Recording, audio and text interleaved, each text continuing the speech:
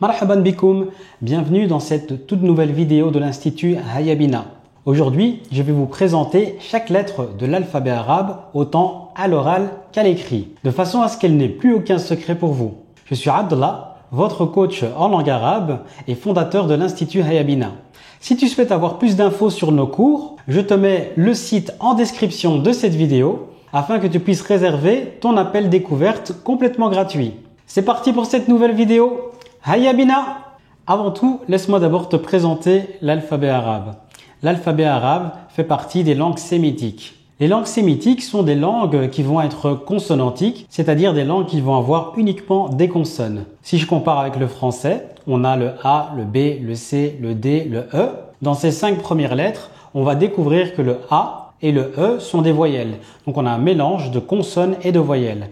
Dans l'alphabet arabe, on a uniquement des consonnes. Ça ne veut pas dire que dans l'alphabet arabe, il n'y a pas de voyelles. Elles sont bien là, elles existent, mais elles ont un rôle qui est particulier. Dans la langue arabe, on va compter 29 lettres. Certaines personnes vont te dire 28. Et c'est tout à fait normal. Certaines personnes disent que la elif et la hamza sont une seule et même lettre.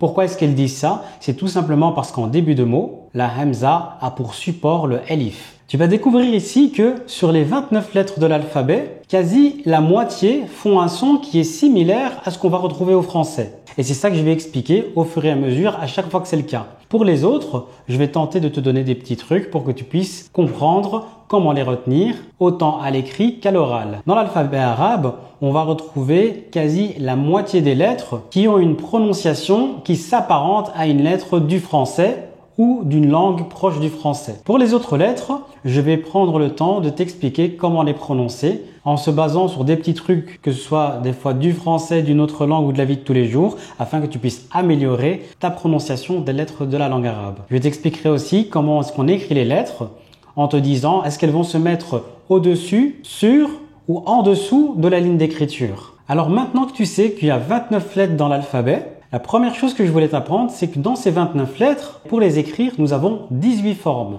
Et oui, il n'y a que 18 formes pour les 29 lettres. Pourquoi? C'est parce que certaines lettres vont avoir la même base et elles vont se différencier par la présence de points, qu'ils soient au-dessus ou en dessous, ou bien par le nombre de points. Certains vont avoir 1 point, 2 points, 3 points. Certains, le point va se placer au-dessus, en dessous, et c'est comme ça qu'on va les distinguer. D'ailleurs, l'alphabet arabe, tel qu'il est présenté aujourd'hui, il est présenté par rapport à la forme des lettres. Et c'est comme ça qu'on va les apprendre pour pouvoir mieux les retenir. On verra ensemble que certaines formes vont concerner 2 lettres, des fois 3 lettres, mais la plupart vont concerner seulement une seule lettre. Dans les lettres de l'alphabet, on va retrouver notamment le Elif, B, T, Th, Jim, Ha, Kha, Del, Zel, Ra, Zay, Sin, Shin, Sad, Dad, Ta, Va, Ain, Ghoin, Fa, Qaf, Kef, Lem, Mim, Nun, Ha, Waw, Ya et la Hamza. Commençons par la première d'entre elles. La première, c'est la elif. Comme je disais, le point d'attention sur la elif, c'est qu'on l'apparente des fois à la hamza, ce qui n'est pas une faute en soi. Ça dépend de l'avis que vous suivez. Est-ce que pour vous, la hamza peut être différent de la elif, ou l'avis que vous suivez peut être que la hamza et la elif forment exactement la même lettre. Le moment où vous allez réellement les dissocier, c'est quand vous allez apprendre les règles de imla, donc les règles d'écriture de la langue arabe. Et là, on vous explique durant les cours pourquoi est-ce qu'on va utiliser ce support-là ou un autre. Et c'est d'ailleurs à ce moment-là que vous allez voir que finalement, il y a une différence entre la elif et la hamza.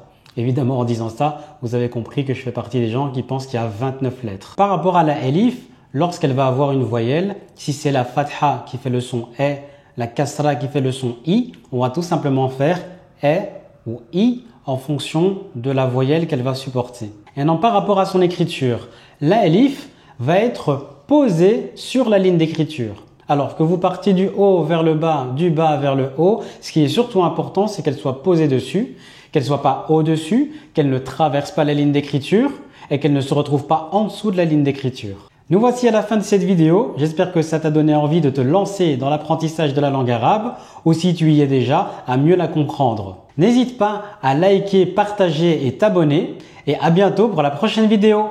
Ma'as salama!